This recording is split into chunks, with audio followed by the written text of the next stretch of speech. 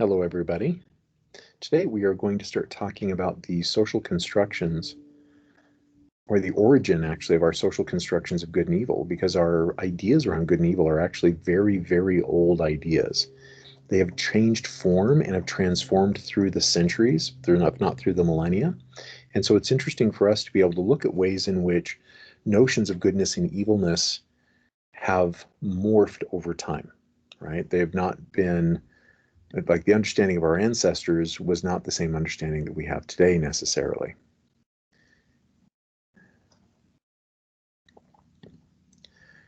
So let's go ahead and see if I can pull up my slides and share with you.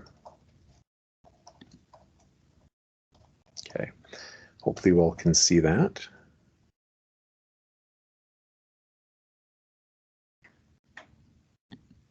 Okay. So when it comes to the social imaginaries of good and evil, it begs a question, what do we mean by social imaginaries? Okay. This term, social imaginaries, is actually coined by the public intellectual and philosopher Charles Taylor. So Charles Taylor is a hero of mine. I'm a big fan of much of his work. And the way he talks about social construction is the taken for granted common sense. Sorry, what he means by social imaginaries are the taken for granted common sense assumptions of a given culture at a given time. That it's just common sense stuff that everybody shares. We don't stop and question or analyze or deconstruct it. We just look at it or hear it and we automatically know what somebody means. Like, what comes to mind when I say research? Like, picture all the things that come to mind for you. Now, that's going to overlap to a large degree with what comes to mind for other people in terms of, is it, lab coats, clipboards, vials, test tubes, empirical data on a website, right? What do you picture a research article? Like, all of these things are a cluster of our social imaginary, right? These manifestations of our social imaginary around research. Likewise, when I say woman, what comes to mind for you, right? Is it mom? Is it your friend? Is it a generic female figure? Like, what all comes to mind for you is an example of our shared social imaginary of the word woman. And so social imaginaries are these clusters of phenomena within a given culture's imagination about a particular idea, notion, all at the same time. And so he's not making the claim that everybody shares exactly the same social imaginary in exactly the same way. Instead, that these notions tend to cluster together in very interesting ways that show some distinct similarities in common, for thickly or thinly. So likewise, if I say evil, like picture evil, what leaps to mind for you? Like horror movie villains or monsters or killers or robbers or fraudsters or children bullying each other, right? There's a whole cluster of phenomena that we imagine in our society to be evil phenomena. Okay. Likewise, when I say good, like what comes to mind for you? Like an angel, a kind person, um, a particularly tasty treat, like I don't know what comes to mind for you, but it's going to be a cluster of phenomena that is broadly shared, so much so that we rarely have to define our terms. When I said I did a research project, I really, like, people already know 9/10 of what I mean by research project. And they might ask, really, oh, what's your research on? What's your research about, right? However, the general phenomenon of research, not the topic of the research, they already get. So therefore, likewise, when I say woman, oh, I went on a date with a woman, then there's already a social imaginary about what woman means in that particular context. Likewise with evil. Oh my gosh, that was so evil. Then people already have a general sense, if not a very specific sense, about what you mean. Likewise, man, I saw that and it was just so good. And they already have a general sense of what you mean. So these are our social imaginaries, right? According to Taylor, these demonstrate the varieties of our cultural assumptions.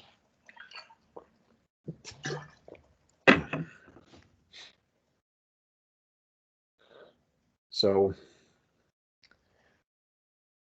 just because our culture assumes certain things about research, about woman, about good, about evil, doesn't mean that the assumptions are absolutistic or necessarily factually true. So There's a lot of ways of doing research, for example. Like, one of my favorite forms of research is what's called philosophical research, where you end up reading philosophy and then applying the philosophies of the authors to a given problem or given phenomenon within psychology. And so what's fun is going up for tenure, not at this university. I love this university and didn't have this problem here. But at another university, they're like, okay, so Draper has 20 publications, but only two of them are research, right? Because they had so narrowly defined research as having to involve numbers and statistics, and that's research, right? Even though all of these other much more important projects that I've done didn't involve numbers, didn't involve statistics, it warped their minds, right? Their social imaginary was exclusive to philosophical research. So there's a lot of ways about doing research. There's also a lot of ways of thinking about women that transcend our common stereotypes about who women are and what they represent. So likewise, we can have certain social imaginaries of good and evil that arise through time and also change in time. As cultures change, so too do social imaginaries change. So therefore, something that was horribly aberrant just a century ago might be common practice today, might actually be a good thing. For example, extroversion. So we have introverts, we have extroverts, we have ambiverts, right? Extroverts are those who derive energy in social relationship and often seek out social relationship and connection, right? It charges their battery, so to speak. Introverts may or may not enjoy social contact. How they recharge their batteries, even if they're out going for an evening, how they recharge their batteries is through solitude, right? And then ambiverts, they find some social relationships recharging and some social relationships draining. They find some solitude recharging and some solitude draining. It all depends on what's going on. So that's an ambivert. Well, extrovert, interestingly enough, 130 years ago was an insult. It meant somebody who was uh, over the top with their energy, over the top with their enthusiasm, that they were obnoxious, boorish, overbearing. That's what extrovert used to mean.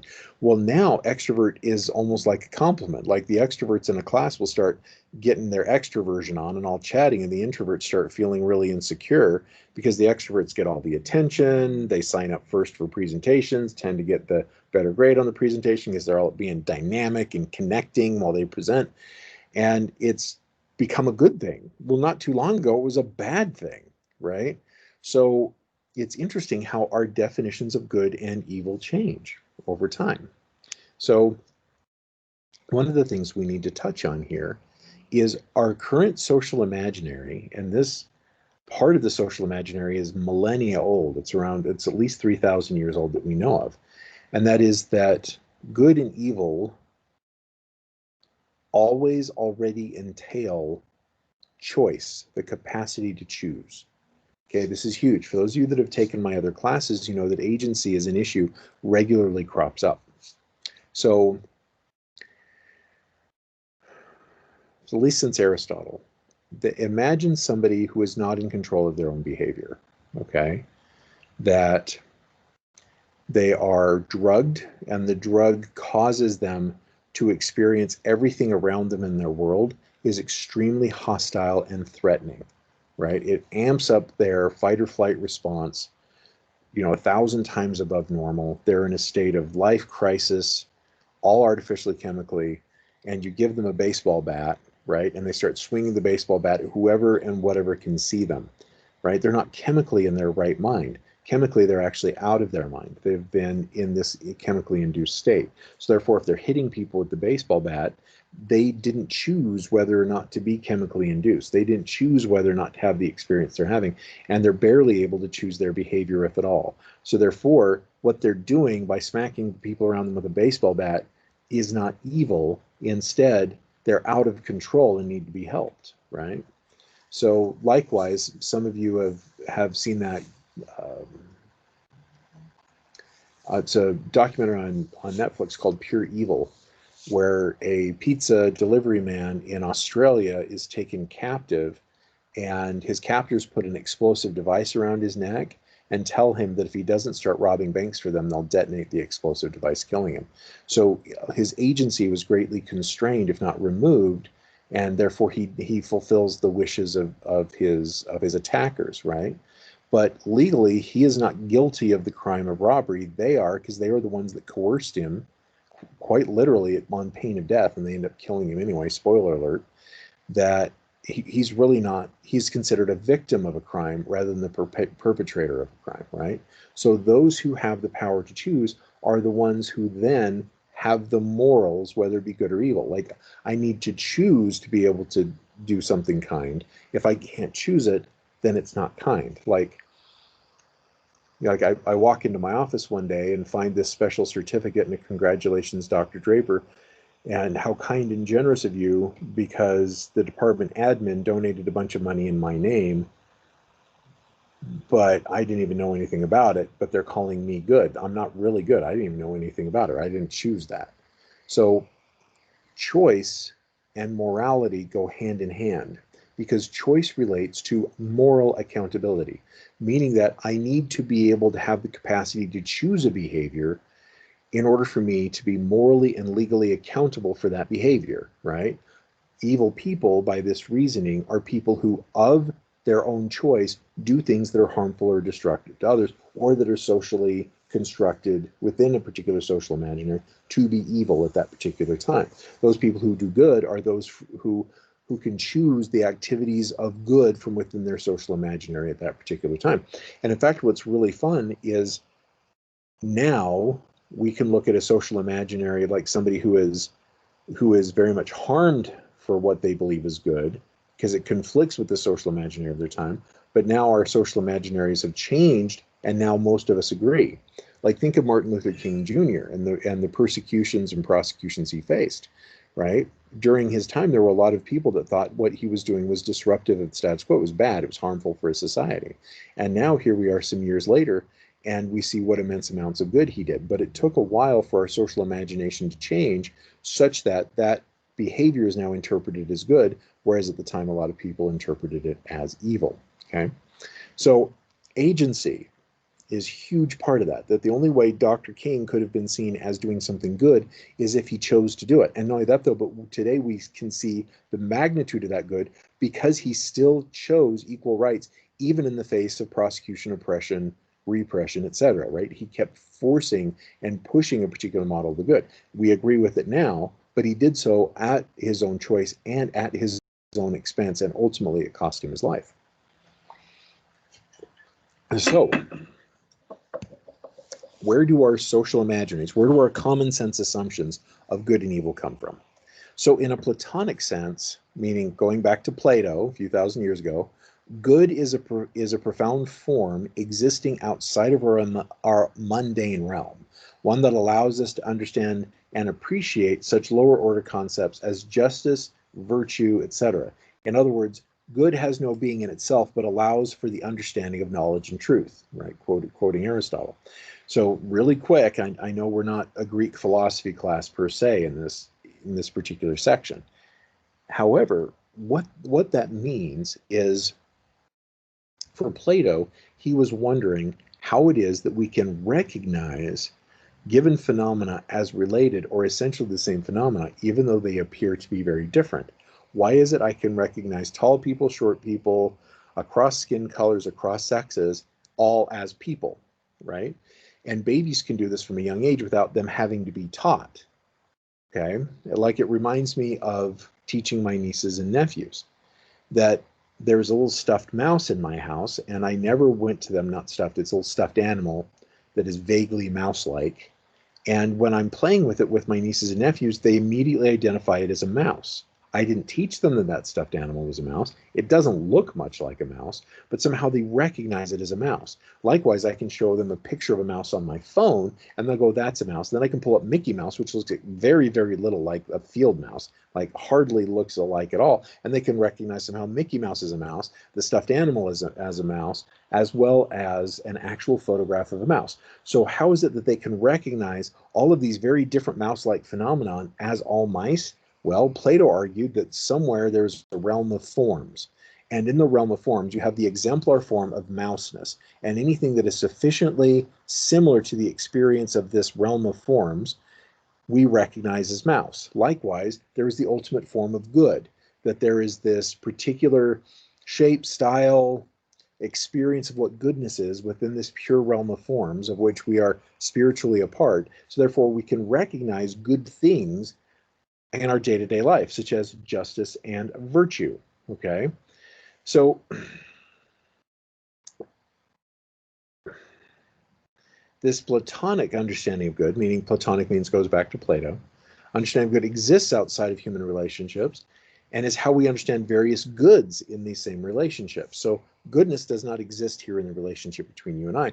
Goodness exists as a pure form that then allows us to recognize the goodness here in our relationship. Interestingly enough, Plato actually didn't spend much time, arguing for defining evil. He seems to imply that the absence of good would prevent experiencing and understanding of the sundry virtues, meaning if the absence of this means we wouldn't be able to understand things like justice, virtue, kindness, etc. So he's not two-dimensional thinking. He seems to be engaging in fourth-dimensional thinking. He's looking at it contextually. So there was some argument in Platonic philosophy that evil is that which obfuscates, evil is that which conceals the good. But you notice that isn't binary thinking. That's a very different form of thinking where good and evil don't exist on the same axis. Sorry, my Microsoft Teams on my other laptop is acting strangely. So weird today. We've been having a lot of problems with Teams today. So I just hope this is recording and I'm not wasting my time. So Aristotle critiqued Plato. So if you guys remember, Plato wrote a lot of Socrates, right? Aristotle was a student of Socrates and Plato, and then Aristotle both built on, critiqued, and modified his teacher's philosophies. So Aristotle critiqued the Platonic sense of good as too abstract and too far removed from the material world, and therefore has little or to nothing to do with actual human ethics. Okay? So if it exists in this abstract form, then he argued it somehow loses some of its moral force that we can see and recognize, but it really doesn't inform how we treat one another in a way that actually encourages or directs behavior towards one another. So he posited the following as good in the Nicomachean Ethics. Some of you probably read this for your ethics class. The highest good is well-being, okay, eudaimonia.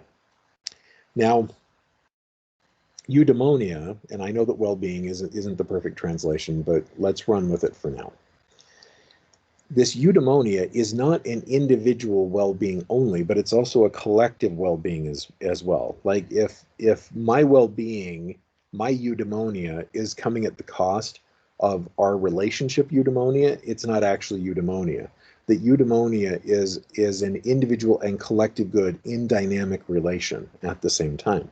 Okay, so hence this next point that you guys can see is that eudaimonia is a stable dynamic, meaning that there's gives and takes, backs and forths, compromises. I'll skip out on having a second donut today because there's only 3 left. You can have the second donut today, and then I'll have the second donut on Friday, right? That there's some gives and takes in our particular relationship that keeps the good flourishing rather than diminishing, right? But it doesn't mean that we always get our preferred good all the time. It's a stable dynamic, meaning that there's this equilibrium of goodness and compromise and sacrifice, etc., going on over time. So this arises through the creation of virtuous character. So he says that well-being comes from being well, being a good person. Okay? So first, you choose righteous actions that then become righteous habits. Righteous habits then become righteous character. Okay? So if I do something over and over again that facilitates eudaimonia for myself and others, then I get in the habit of doing that. And therefore, the more I am in the habit of doing that, the more I become that good thing, right? My character transforms in a eudaimonic direction where I become part of the well-being of myself and others at the same time. It's a pretty interesting idea, isn't it? That you can be a part of other people's well-being. So Leilani's sitting over there minding her own business. Leilani, thank you for being a part of the eudaimonia of my teaching, right? The well-being of that. So her good choices became action, which probably habit and character by now. Because I've never seen you flick out your switchblade on anybody. Okay? So, I mean, people tend to be nice to her. So, being a great soul is one of the first virtues. Magnanimity is what it's called. So, magnanimous people are generous in forgiving insult or injury. They're free from petty resentfulness and vindictiveness. So, free from petty resentfulness. Okay. There is interesting, when you start picking apart what magnanimity means, what it means to be a magnanimous person, it seems to mean that you don't make everything all about you. It's hard to offend people who tend not to take things personally. And so magnanimous people tend not to take issues of what's going on around them personally. Like, I'm picturing my buddy John, where he was, I handed him the keys to my hot car, and we're driving on the road, and he's really enjoying driving that car, and we get cut off in traffic and very nearly get in an accident. And the first words out of John's mouth weren't, "That son of a, my gosh, how dare you!" Instead it was, "Oh my gosh, I hope he's okay. What's going on with him that he's driving so fast?" You know what I mean? He didn't take it personally at all, even though we really nearly got in a bad accident. Instead, his concern was for the welfare of the person driving so erratically in traffic. That's a very magnanimous thing, right? He didn't resort to petty vindictiveness or taking other people's behavior personally. Likewise, if you hang out with John, you'll find he's very hard to insult, because if you come up to him and you're upset with him, he's immediately going to recognize the origin of upset is inside of you, and he's going to show care and concern for how it is that you feel. He doesn't get defensive very often, right? That's magnanimous. So magnanimity is where people tend not to take things personally. Therefore, it means they rarely take insult from other people or emotional injury, and they're not resentful. Like, they don't keep throwing up a fight in your face years later. It's like, okay, that happened, we resolved it and gone, and it's done. And vindictiveness, they don't look for petty revenge. Like, if you tease John, he doesn't look for an opportunity to mock you back in public.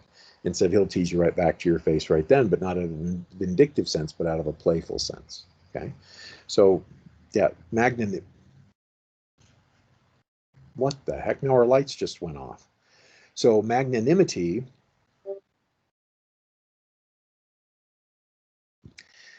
is, boy, I tell you what, people are so awesome. That is an email from somebody who just took time out of their day to kindly fix a mistake that I made. There are not enough tacos in the world to feed everybody, but I'd sure like to. Okay, so magnanimity is a big one. Like, that first point when it comes to develop for facilitating eudaimonia is this magnanimity, learning not to take other people personally, getting your ego out of it. So number two is just and fair, right? Looking for the balance in things. Number three is practical judgment, right? It's almost like living a life of applied Occam's razor. So the best good that can be done at the lowest cost to self and others is probably the best decision, right? The truth claim that relies on the fewest unsupported assumptions is probably the best truth claim. So just having common sense, like good head on your shoulders, endeavoring wisdom rather than just book smarts.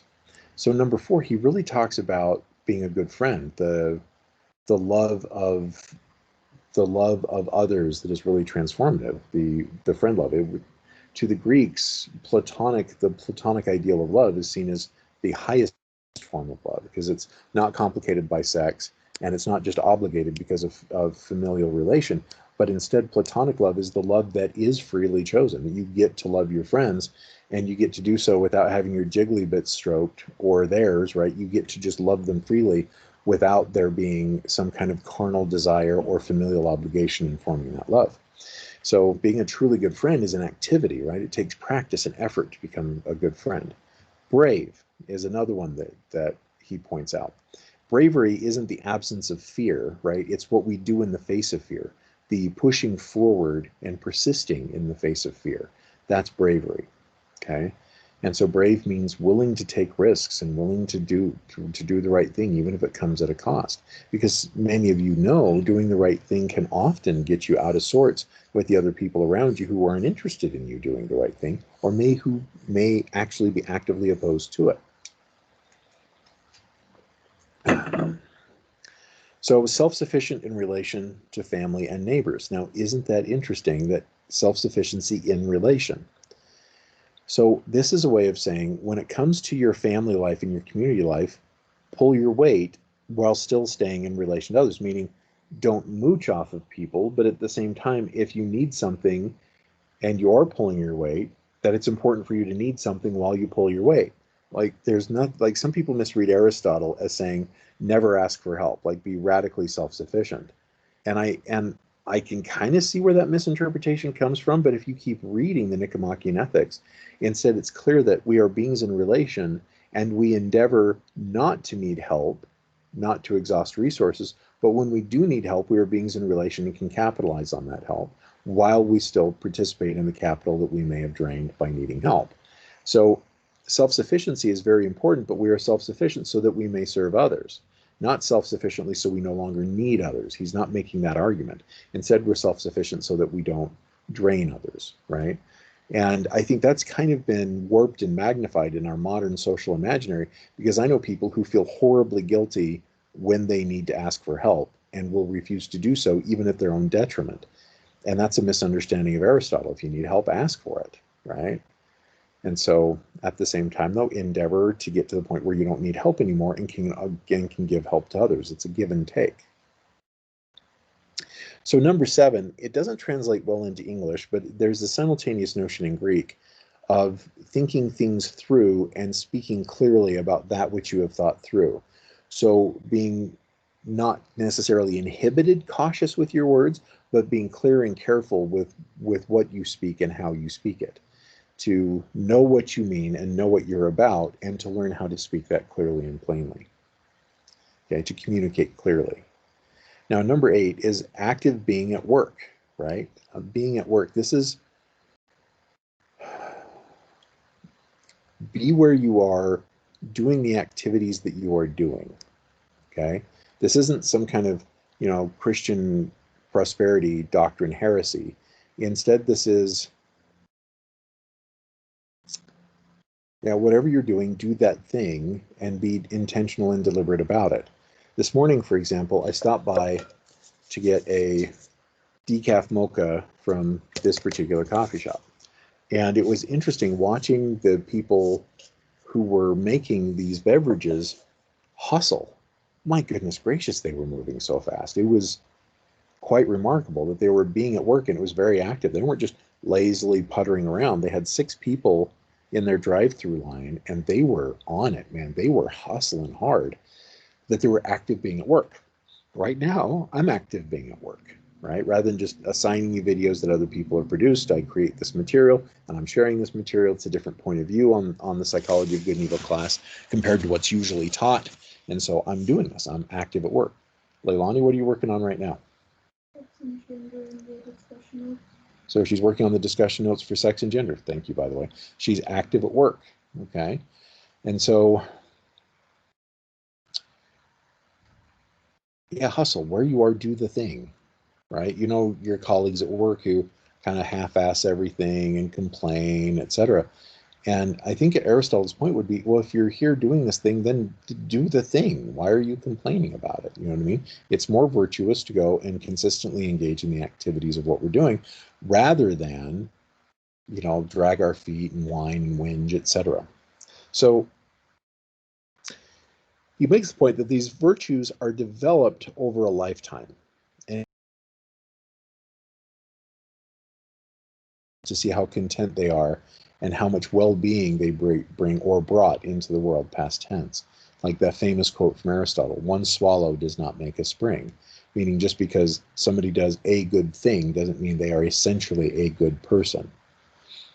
Okay, there's a quote.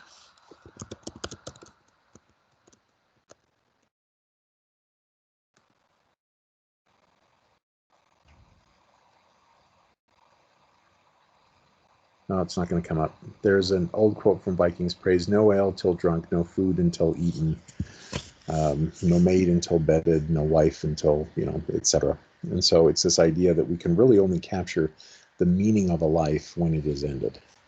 Okay, that's an interesting Aristotelian point. He's not the only one that made it. Other people in other cultures did too. So he does not emphasize binary thinking. He calls eudaimonia the highest good, and therefore those characteristics inhabit work So, sorry, this is a typo. So other characteristics and habits that can work against well-being in the long run. He's not engaged in a binary, this is good and that is bad, but instead there are some things which really facilitate eudaimonia to greater or lesser degrees, and some things that detract from eudaimonia to greater or lesser degrees.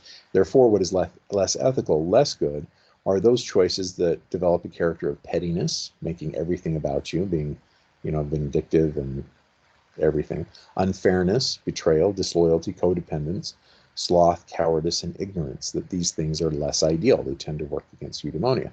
At the same time, though, you'll notice he's not saying this good, that bad, right? Instead, he's saying that here's the things that facilitate eudaimonia, and here's the things that tend to detract from eudaimonia.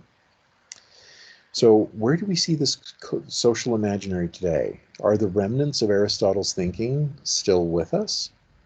And the answer seems to be, well, yeah. So here, later in the semester, we'll compare the 7 deadly sins to the 7 heavenly virtues. The 7 deadly sins, interestingly enough, are derived more from Aristotle's philosophy than they are from biblical writings. So, yeah, they're still with us to various points. Like today, we tend to think petty people are petty. Oh, see all petty and trifling. Y'all are petty, right? Unfairness, we don't like that. We want things to be fair. We don't like it when we're betrayed, and we tend to see that as a problematic action. When people are disloyal to us, that's a huge problem. Codependence, it's even something my therapy colleagues bandy about, and they don't mean it complimentary, right? Codependence they see as a problem where people are not independent from one another, where they can freely serve themselves and one another at the same time. Instead, that there is this parasitic relationship between two people, practically and emotionally, rather than a symbiotic relationship between two or more people. And so for Aristotle, it's more about the symbiosis, all of us organisms together making everybody better in the long run, rather than us being stuck together in codependence and neither of us able to grow, or heaven forbid, actually decreasing in well-being, actually falling apart. So sloth, our culture doesn't value laziness. We look down on it. Cowardice, it's mocked in our films, mocked in our TV shows, right? And ignorance. We will readily and often betray people who disagree with us politically, religiously, morally, etc., as ignorant, and therefore we get to label them as bad, right? So we see these social imaginaries are still alive and with us today. They haven't faded. Although you're right, they have changed form. We're not Aristotelian necessarily, even if we can see the remnants. So let's step outside of the Greek tradition to Zoroastrianism. So this religion, I'm told, is a dead religion. It arises in North Africa, Middle East, etc.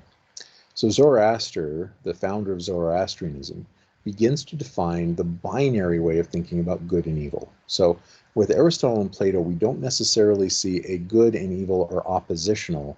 They tend to be related in some ways and different in other ways at the same time.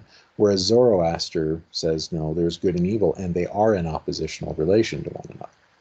So illuminating wisdom to Zoroaster is good, and a destructive spirit is evil.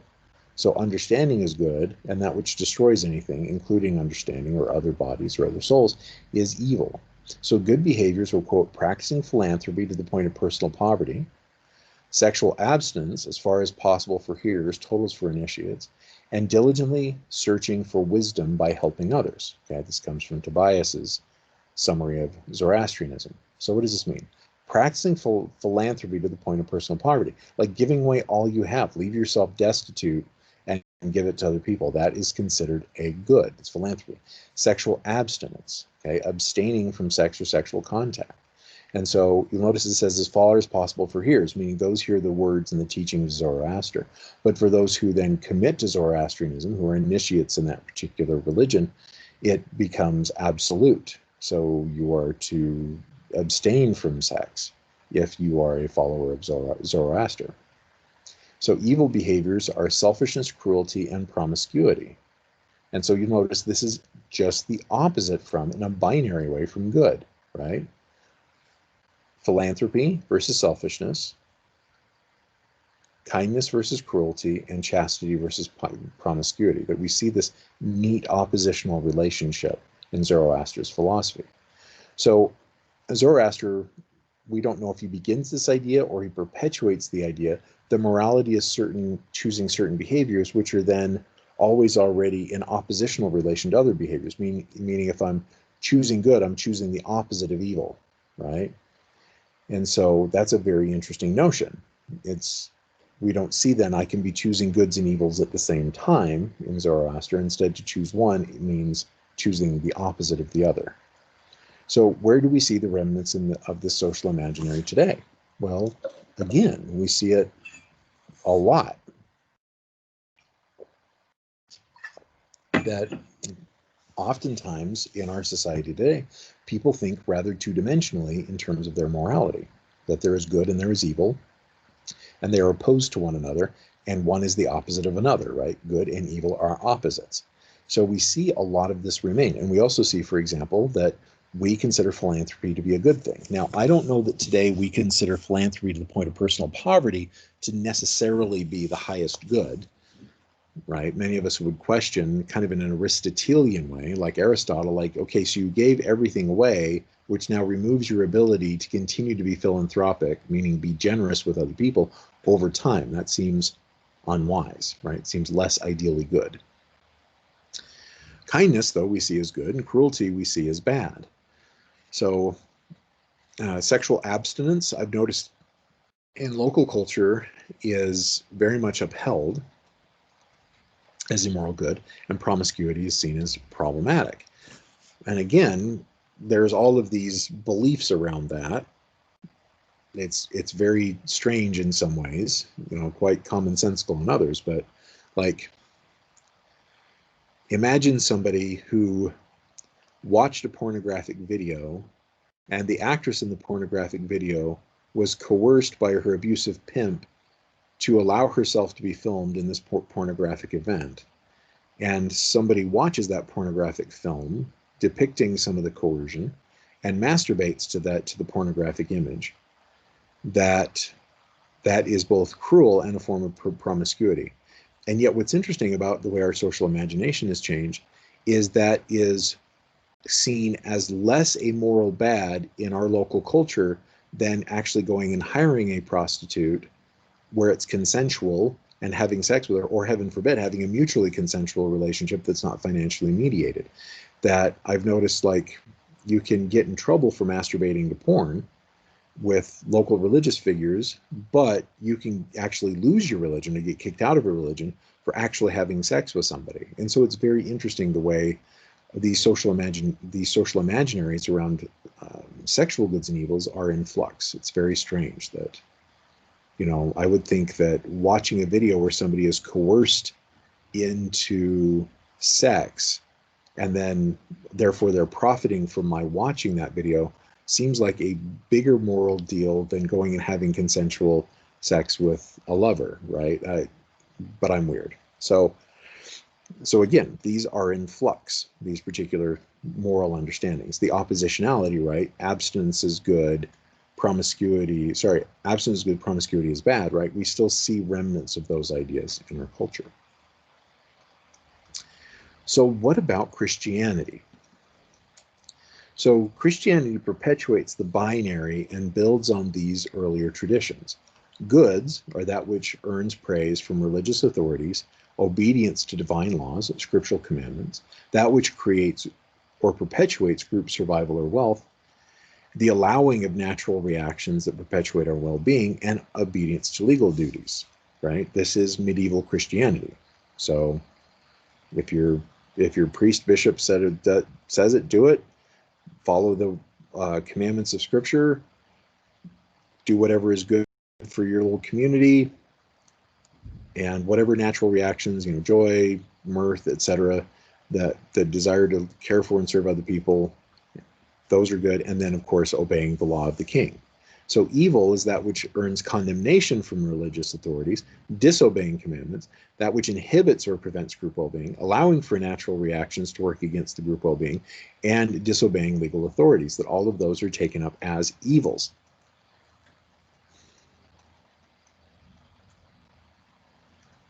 So the medieval Christians, when we look at that literature of the time, also emphasizes choosing one set of behavior over the other, meaning that if you're doing the good things, then you're not doing the bad things, and that by doing the good things, you're actually preventing the evil things from coming into being. It's a really strange idea. I mean, it seems to play out that way a lot, right? The more all of us are kind, then the less all of us are cruel, right? It's a simple, it's a simple equation.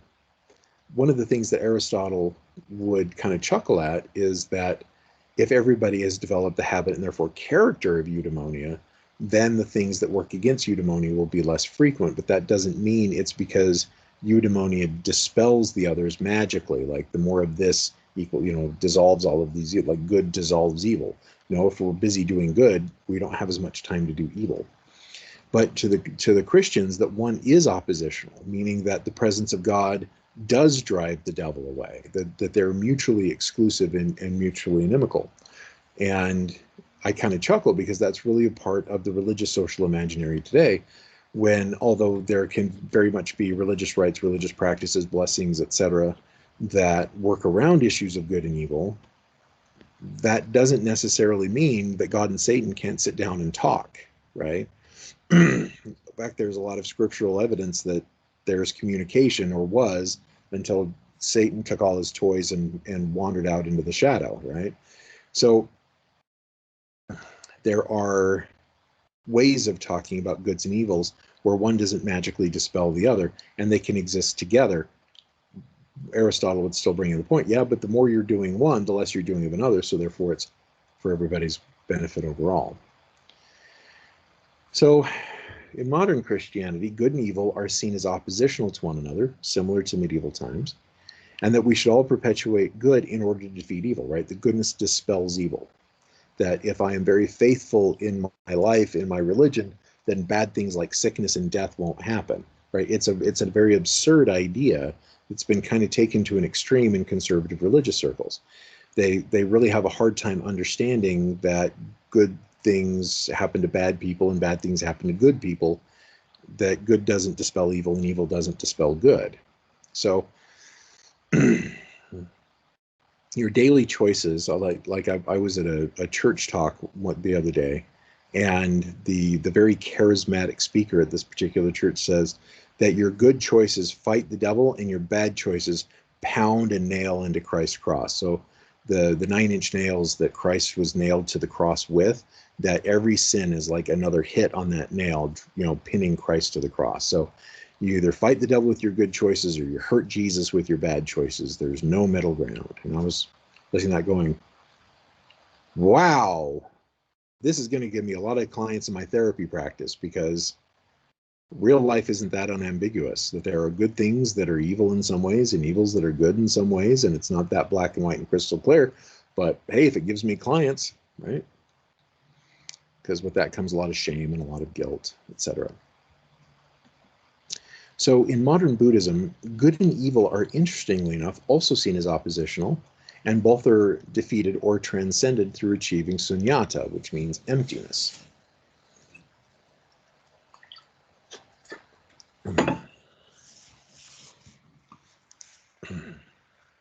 Yeah, that everything becomes nothing in me as I become nothing as well. So your daily choices help you practice transcendence, which paradoxically is kind of taken up as a good in and of itself. So on the one hand, in Buddhism, you want to transcend notions of praise and blame and good and evil, while there's this tacit good of enlightenment, right? Like all the sacrifices that some Buddhists go through in order to reach nirvana, in order to quit drawing in their cravings, their attachments, their desires, right? To eventually lessen their hold on all of that, that they'll go through great lengths. And I'm like, wow, that must be a powerful and mighty good for you to do this. And they go, yep. And I go, but you're trying to transcend praise and blame, good and evil. And they go, yep.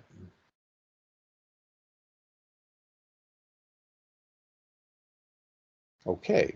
So therefore, emptiness and transcendence is a higher order good. And one Buddhist monk kind of mocked me, teasingly. Didn't Mockery is the wrong word. It was a very caring, loving thing. Really enjoyed our conversation. And he says, well, think of enlightenment as the good that transcends all good. And that is really stuck in the back of my head ever since. the good that transcends good, right?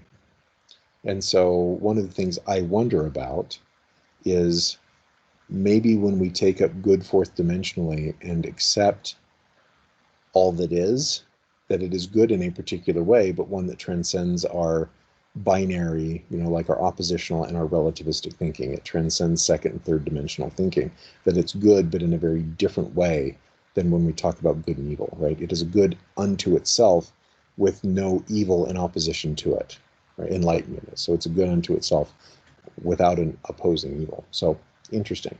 Don't know that I'm right, and that's often the case when I study Christianity and Buddhism.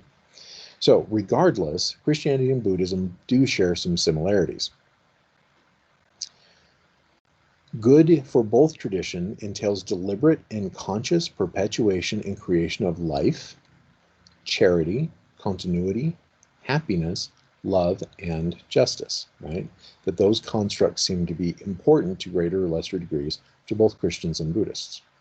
Evil for both traditions entails conscious and deliberate wrongdoing, discrimination designed to harm others, humiliation of people designed to diminish their psychological needs with dignity, destructiveness, acts of unnecessary, indiscriminate violence, right? That's not welcome in the Buddhist tradition or in the Christian tradition, that they seem to have similarities of goods and evils, okay?